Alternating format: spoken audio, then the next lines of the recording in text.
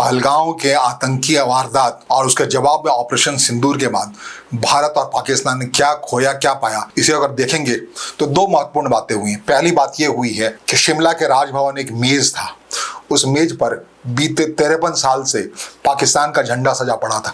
उस झंडे को हटा दिया गया, तहस नहस कर दिया गया। एक सिरे पर पाकिस्तान का झंडा था और दूसरे सिरे पर भारत का झंडा था। भारत का झंडा यथावत। मेज इसलिए महत्वपूर्ण है कि शिमला समझौता के मेज है जो 2 मई 1972 को वो समझौता हुआ था। पाकिस्तान के मौजूदा राष्ट्रपति आसिफ अली जरदारी के ससुर और मरहूम बेगम बेनजीर भुट्टो की मौजूदगी में हुआ था और उस मेज पर इन दोनों की तस्वीर सजी पड़ी थी। पाकिस्तान का झंडा सजा पड़ा था और दूसरे सिरे भारत का झंडा जो यथावत सजा पड़ा है, वहां इंदिरा प्रियदर्शनी गांधी की तस्वीर है। जो शिमला समझौता हुआ था, शिमला समझौते में ये बात तय हुई थी कि दोनों देश उस दिन के बाद मतलब 2 मई 1972 के बाद कोई भी मसले को आपसी बातचीत से सुलझाएंगे। मतलब कोई तीसरा पार्टी नहीं आएगा किसी मसले को सुलझाने में, अपनी विवेक से, अपनी परिपक्वता से सुलझाएंगे। लेकिन पाकिस्तान ने जैसे ही 22 अप्रैल को आतंकी वारदात हुई पहलगांव में, अब भारत का रुख कड़ा हुआ, पाकिस्तान घबराया, वो झटके से उसने घोषणा कर दी शिमला समझौता रद्द करता है। इसका मतलब ये हुआ कि वो तीसरे पार्टी का इंटरवेंशन चाहता है और यही हुआ भी। 10 तारीख को अमेरिका का इंटरवेंशन हुआ। डोनाल्ड ट्रंप दौड़े पाकिस्तान के लोग भारत के रुख को देखते हुए और डोनाल्ड ट्रंप का हस्तक्षेप हुआ और कहते हैं कि ये समझौता आना पड़ा, सीज फायर। लेकिन भारत अब भी कह रहा है कि नहीं, ये पानी और खून एक साथ नहीं बहेगा। जब पानी और खून एक साथ नहीं बहने की बात है तो शिमला समझौता रद्द करने जैसे ही पाकिस्तान ने किया, भारत ने तत्काल सिंधु जल समझौते को रद्द कर दिया। समझौते का रद्द करना पाकिस्तान पर इस कदर भारी पड़ेगा, इसी गर्मी में उसका एहसास हो जाएगा उसे। सिंधु नदी पर ये जो सिंधु जल समझौता में सिंधु नदी के जल पे भारत ने पाकिस्तान को अधिकार दे रखा था। ये 1960 में, जब तक युद्ध नहीं हुआ था इस ढंग से कुछ, 1960 में, सितंबर 1960 में भारत के पहले प्रधानमंत्री जवाहरलाल नेहरू और पाकिस्तान के पहले तानाशाह अयूब खान के बीच के समझौता हुआ था, विश्व बैंक की मौजूदगी में हुआ था, जिसमें यह तय हुआ था सिंधु जो सब ऊपर से उतर रहा है, पाकिस्तान उतर रहा है, उस जल का इस्तेमाल पाकिस्तान अपने तरीके से करेगा, अपनी सिंचाई के लिए करेगा। आज भी 80% पाकिस्तान की सिंचाई इसी सिंधु जल से हो रहा है। और भारत ने जैसे ही सिंधु जल समझौते को रद्द किया तो ये बात तय हो गई, उसने रोक दिया चिनाव का और रावी का जल पाकिस्तान उतरना, सिंधु का जल। और जो 80% भूमि जो सिंचित भूमि पाकिस्तान की, वो सूखे में पड़ गई।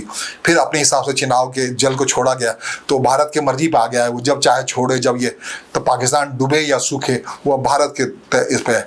तो ये परिणति हुई कि जहां शिमला समझौते से उस मेज से उजड़ा है पाकिस्तान का फ्लैग और शिमला समझौता, उसके जवाब में कराची में सितंबर 1960 में हुए सिंधु जल समझौता भी उजाड़ दिया गया।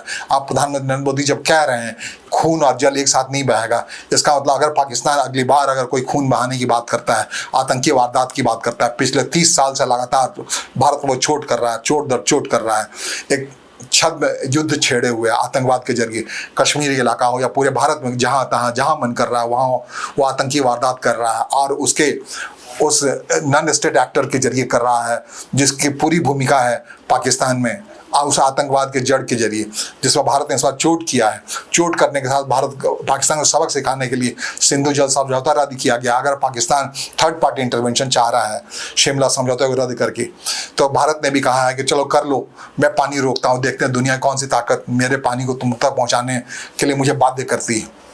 और अगर थर्ड पार्टी इंटरवेंशन की अगर बात होगी, सिर्फ पाकिस्तान का पूरा इरादा कश्मीर मसले में किसी तीसरे पार्टी को लाना है, यूएन तक पहुंच चुका है।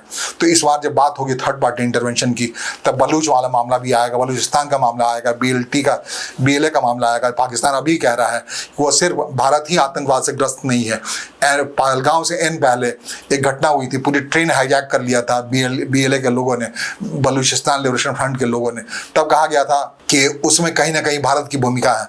कुछ लोग पकड़े गए थे पाकिस्तान में, कह रहा था। उसके जवाब में पहलगांव की आतंकी वारदात हुई। हालांकि जनरल आसिम मुनीर से पाकिस्तान के बहुत सारे सैन्य शासकों ने कहा था कि मत ऐसा करो, लेकिन डिवाइड एंड रूल की पॉलिसी को पालन करने वाले जनरल अनीस मुनीर को ये बात समझ में नहीं आई और उन्होंने पहलगांव वारदात कराई, जिसके पक्के सबूत मिले। उन सबूत के आधार पर POK में मौजूद, मुजफ्फराबाद में मौजूद उस आतंकी कैंप पर हमले हुए पहले ही दिन 7 मई की सुबह में, जिसमें वो कैंप तहस नहस किया, बिलाल मस्जिद का वो कैंप तहस नहस किया गया, जहाँ से चल करके पहलगांव के आतंकवादी आए थे वारदात करने के लिए। सिर्फ वही नहीं बल्कि पाकिस्तान में मौजूद 9 टेरर पॉइंट्स को भारत ने पहले ही शाम में तहस नहस कर दिया। और भारत का लगातार कहना है कि ये कार्रवाई की युद्ध की कार्रवाई नहीं थी, उसमें सैन्य ठिकानों पर कोई कार्रवाई नहीं की गई पहले दिन, सिर्फ आतंकवादियों की हत्या की गई, जिसमें 100 आतंकवादी 9 ठिकानों में मारे गए जो मोस्ट वांटेड आतंकवादी थे, भारत का आतंकवादी थे, उन सब की हत्याएं हुई। लेकिन पाकिस्तान ने उसे अपने ऊपर हमला के तौर पर लिया, सैन्य ठिकाने, और भारत की जवाबी कार्रवाई में आया, तब आगे युद्ध एस्केलेट किया, जिसकी वजह से अमेरिका को इंटरवेंशन करना पड़ा। दुनिया में एक कोहराम मच गया। और एक बार फिर भारत ने साम किया। प्रधानमंत्री ने कहा है ये बात खुल करके कि अब तक पाकिस्तान लगातार न्यूक्लियर वार का धमकी देकर के भारत को युद्ध से रोकता रहा था। इस बार इस परीक्षण से साबित हो गया है कि ऐसा कोई डरने की बात नहीं है। अगर आतंकी वारदात, पाकिस्तान पोषित आतंकवाद की कोई भी घटना भारत में होती है तो भारत युद्ध के तौर पर लेगा। और जब थर्ड इंटरवेंशन की बात खोली थी शिमला समझौता में, अगर कोई पार्टी आके कहती है, अगर विश्व बैंक आके कहता है भैया पाकिस्तान के साथ जल भी जारी करो, तो भारत कहेगा जो कहने वाले लोग ये इंश्योर करो भारत में कोई आतंकी वारदात पाकिस्तान नहीं करेगा। अगर थर्ड पार्टी इंटरवेंशन की बात होगी तब, और कोई ऐसी जिम्मेदारी लेता है तब। हालांकि भारत का रुख वही है जो अभी रूस के राष्ट्रपति पुतिन का देखने को मिल रहा है, जिसने साफ कहा है कि जेलेंस्की से वो इस्तांबुल जाकर इस शर्त पे बात करेंगे कि कोई तीसरा व्यक्ति नहीं होगा, द्विपक्षीय बातचीत होगी। कोई मसले को में तीसरा पक्ष आने का मतलब होता है एस्केलेट करना। अमेरिका जिस ढंग से इस बार इसमें आया है तो उसका पूरा इरादा IMF से लोन दिला करके पाकिस्तान में बड़ी मात्रा में हथियार खरीदवाने का है। तो इन सारी बातों को बड़ी सूझबूझ से समझने की जरूरत है। जो IMF से पाकिस्तान को लोन मिला है वहाँ की आर्थिक दशा सुधारने के मिला है, न कि वो सारा पैसा हथियार युद्ध तैयारी में लगा दे। तो इस बात को समझने की जरूरत है। जब भी थर्ड पार्टी आता है वो अपने लाभ के लिए आता है। बंदर के जरिए दिल्ली अगर अपनी रोटी का बंटवारा करती है तो उसके हिस्से में कुछ नहीं आता है। भारत का स्पष्ट रुख है, जो भी बातचीत होगी शिमला समझौते के तहत या ऐसे ही समझो द्विपक्षीय स्तर बातचीत होगी, कोई तीसरा पार्टी नहीं आएगा।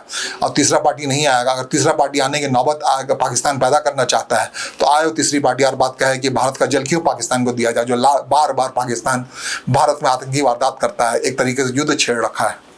नमस्कार, धन्यवाद।